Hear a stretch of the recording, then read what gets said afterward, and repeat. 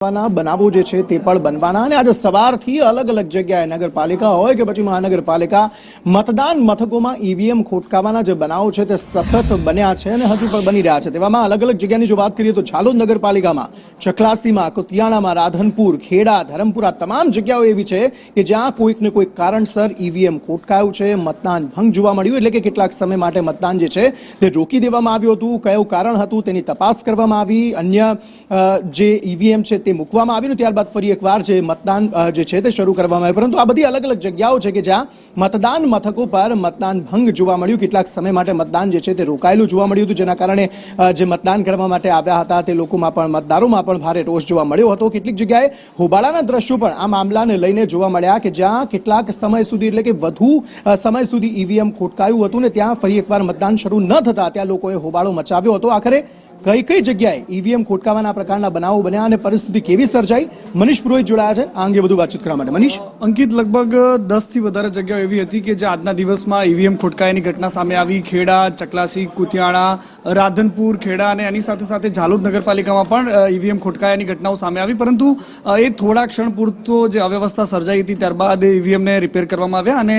ચૂંટણી પંચના જે નિયમો હોય છે એ મુજબ તાબડતોબ એના માટેની વ્યવસ્થા થઈ છે। પરંતુ આ સ્થાનિક સ્વરાજની ચૂંટણી જે અત્યાર સુધીમાં રસ લાગતી હતી અંકિત, અને અત્યારે પણ જે રીતે મતદાન એનું થઈ રહ્યું છે, જે આંકડાઓ સામે આવી રહ્યા છે,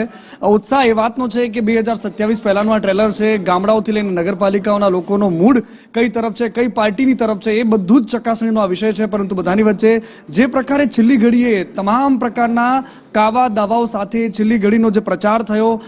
મતદારોને લુભાવવા માટે નેતાઓ જે રીતે મેદાનમાં ઉતર્યા, અને બધાની વચ્ચે જ્યારે ઈવીએમ ખોટકાવાની ઘટના આવે છે તો ઉમેદવારના પરસવા વળવાનું શરૂ થાય છે, ત્યારબાદ એના સમર્થકો છે એ પણ ટેન્શનમાં હોય છે, પરંતુ એ મતદારને શોધીને લઈને મતદાન મથક સુધી લઈ આવવાનું જે કામ છે એ જાગૃત મતદારોની સાથે સાથે નેતાઓ પણ કરતા હોય છે। એવામાં ઈવીએમનું ખોટકાવું એ ઘણા બધા સવાલોની સાથે એક અવ્યવસ્થાને લઈને પણ આવે છે, અને એવી સ્થિતિની અંદર જે મતદારો છે એ પણ મૂંઝવણમાં મુકાય છે। ચૂંટણી તંત્રના જે અધિકારીઓ છે, ચૂંટણી પંચના જે અધિકારીઓ છે કામમાં જોડાયેલા છે, એ લોકોના પણ ધબકારા વધતા હોય છે, પરંતુ અનેક ફરિયાદો બાદ પણ જ્યારે આ પ્રકારની ઈવીએમ ખોટકાવાની ઘટનાઓ સામે આવી, એક પછી એક ઘટનાઓ સામે આવી, એમાં એક વસ્તુ સામે આવી હતી કે તાબડતોબ ઈવીએમને રિપેર કરવામાં આવ્યા અથવા તો એને એક્સચેન્જ કરવામાં આવ્યા હતા, પરંતુ થોડી ક્ષણ માટે ત્યાં અવ્યવસ્થા સર્જાઈ હતી। અંકિત, મનીષ, ગ્રામ્ય વિસ્તારોનું જે મતદાન હોય છે તે ખૂબ જ રસપ્રદ હોય છે। એવું કહેવામાં આવે છે કે શહેરી વિસ્તાર કરતાં ગ્રામ્ય વિસ્તારના લોકો મતદાનને ખૂબ જ સિરિયસતાથી લેતા હોય છે। તેવામાં આ વખતે ઈવીએમ ખોટકાવાના બનાવો પણ વધુ બન્યા, જેને લઈને લોકોમાં ભારે રોષ જોવા મળ્યો। કારણ કે ઇન્ટેન્સિટી જો અંકિત એની વાત કરો તો ગ્રામ પંચાયતની તમે ચૂંટણી જોશો તો એક ગામડું ચૂંટણીમાં જ્યારે ઇન્વોલ્વ હોય તો એમાં તમામ પક્ષો કાવા દાવાઓ સાથે એ તમને ઇન્ટેન્સિટી એક ગામ પૂરતી એટલી જબરદસ્ત જોવા મળશે એવી તમને સંસદની ચૂંટણીમાં પણ ન જોવા મળે, એ વિધાનસભાની ચૂંટણીમાં પણ ન જોવા મળે, કારણ કે એ સ્થાનિક સ્વરાજની વ્યવસ્થાનો હિસ્સો જ એ પ્રકારે તૈયાર થયો છે આખા દેશમાં। અને બળવંતરાય મહેતા જે ગુજરાતના પૂર્વ મુખ્યમંત્રી હતા, એમણે આ પ્રકારનો જે કોન્સેપ્ટ આપ્યો હતો, એમાં પંચાયતનું જે રાજ છે એ પોતાની પાસે રહે, એ સ્થાનિક સ્વરાજનો જે એ માળખું છે એમાં જ આ વસ્તુ નક્કી થયેલી છે કે તમે જ તમારા રાજા છો। અને આ પ્રકારની જે વ્યવસ્થામાં જ્યારે લોકો વોટ કરવા માટે નીકળે છે તો એક ગામનો તાલુકા પંચાયતના પ્રમુખનો પગાર અંકિત માત્ર 8 થી 10 હજાર હોય છે, જિલ્લા પંચાયતના પ્રમુખનો પગાર વધીને 12,000 કે 15,000ની આસપાસ હોય છે, પરંતુ આ બધાની વચ્ચે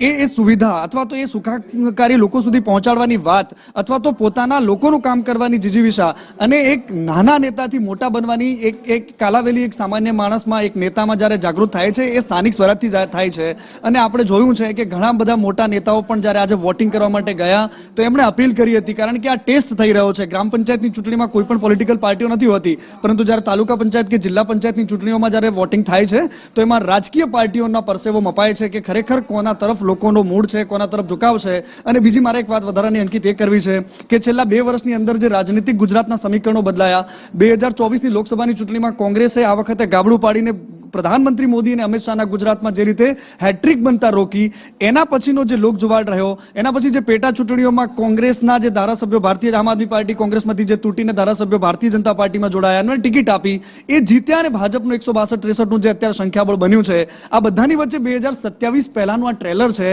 કે લોકો કોઈ બાજુ છે, જે ગામડાનો હાર્ડકોર મતદાર કહેવાય છે કે કોંગ્રેસ તરફ પોતાનો ઝુકાવ, એન્ટી એસ્ટાબ્લિશમેન્ટ તરફ પોતાનો ઝુકાવ રાખે છે, એ ખરેખર ક્યાં છે એ ચકાસણીનો મુદ્દો છે। અને આ બધાની વચ્ચે